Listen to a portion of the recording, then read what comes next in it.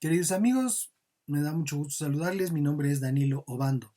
Vamos a continuar nuestro comentario sobre la carta a los Hebreos y en esta ocasión estaremos considerando del capítulo 9 los párrafos 27 y 28. La escritura nos dice así: y de la manera que esté establecido para los hombres que mueran una sola vez y después de esto el juicio, así también Cristo fue ofrecido una sola vez para llevar los pecados de muchos, y aparecerá por segunda vez sin relación con el pecado, para salvar a los que le esperan. Y de la manera que esté establecido para los hombres. Qué importante es saber y luego entender que todo lo concerniente a la vida del ser humano ya ha sido debidamente escrito y establecido por Dios nuestro Creador. Una muestra de ello es el capítulo 139 del libro de los Salmos, que en el verso 16 dice: con tus propios ojos viste mi embrión. Todos los días de mi vida ya estaban en tu libro. Antes de que me formaras, los anotaste, y no faltó uno solo de ellos. No se da pauta para discusión alguna, es un hecho, un principio, aunque haya quienes a lo largo de la historia de la humanidad se hayan perdido en sus diferentes teorías e ideas sobre la vida después de la muerte.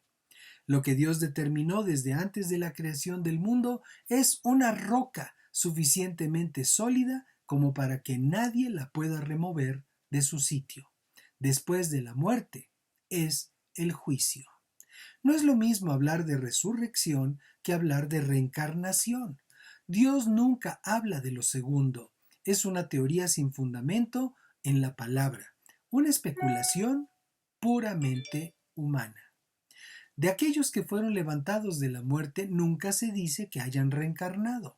De hecho, cuando Jesús preguntó a sus discípulos quién decía la gente que era él, unos le respondieron esto que Marcos plasmó en el capítulo 8 versos 27 al 29 de su versión del Evangelio.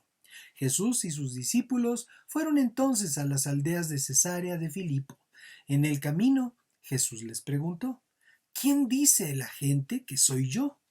Ellos respondieron: unos dicen que eres Juan el Bautista, otros que Elías y otros más que alguno de los profetas. Es claro que la idea de la reencarnación ya tenía adeptos en su tiempo. Juan ya había sido decapitado por Herodes y Elías vivió 9 siglos antes de Cristo, y en el monte de la transfiguración se presentó junto con Moisés ante la sorprendida mirada de Pedro, Juan y Jacobo, momento que Marcos relata en el capítulo 9, verso 4. Y se les aparecieron Elías y Moisés y hablaban con Jesús. Entonces él les preguntó: ¿y ustedes quién dicen que soy? Pedro le respondió: tú eres el Cristo. La idea de la reencarnación es una idea errónea. La respuesta de Pedro dio lugar a la declaración que da sustento al establecimiento de la iglesia de los discípulos. Mateo enriquece el relato en su versión del Evangelio en el capítulo 16, versos 16 al 19. Simón Pedro respondió: tú eres el Cristo, el Hijo del Dios viviente. Entonces Jesús le dijo: bienaventurado eres, Simón, hijo de Jonás, porque no te lo reveló ningún mortal sino mi Padre que está en los cielos. Y yo te digo, tú eres Pedro, y sobre esta roca edificaré mi iglesia, y las puertas del Hades no podrán vencerla.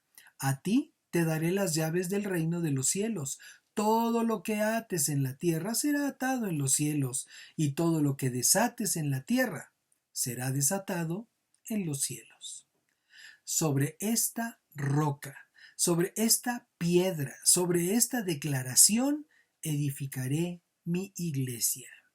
De haber existido la reencarnación, Jesús lo hubiera enseñado a sus discípulos, pero no se refirió a ello en ninguna ocasión, porque la idea de que el ser humano tenga varias vidas en diferente envase para su perfeccionamiento es del todo contraria con el concepto de santificación, que es el propósito de esta vida única que disfrutamos los seres humanos en nuestro camino hacia el Padre Celestial. Y dice: que mueran una sola vez y después de esto, el juicio.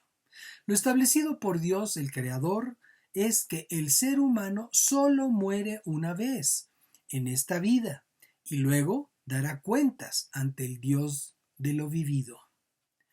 Esto puede ser con o sin abogado defensor. Jesucristo, nuestro sumo sacerdote, es también nuestro abogado. Así lo enseñó Juan en su primera carta, en el capítulo 2, verso 1. Hijitos míos, les escribo estas cosas para que no pequen. Si alguno ha pecado, tenemos un abogado ante el Padre, a Jesucristo, el justo. Así también Cristo fue ofrecido una sola vez para llevar los pecados de muchos. Hasta este punto, Cristo fue asociado con nuestro pecado para redimirnos, pero nunca más será así. Y aparecerá por segunda vez sin relación con el pecado, para salvar a los que le esperan. De modo que su sacrificio fue único y suficiente para librar nuestra vida de la esclavitud al pecado y establecer así las condiciones necesarias para su segunda venida, para tomar a su iglesia los que le esperan. No todo ser humano espera la segunda venida de Cristo. Unos por no haber sido enseñados al respecto, otros porque simplemente no le dan importancia a lo que han escuchado, pero de toda la humanidad somos nosotros, los creyentes, los hijos e hijas de Dios, que creemos en Él y vivimos por su palabra para servirle y honrarle, quienes le esperamos, con las palabras de Apocalipsis 22, verso 20, en nuestro corazón y en nuestros labios.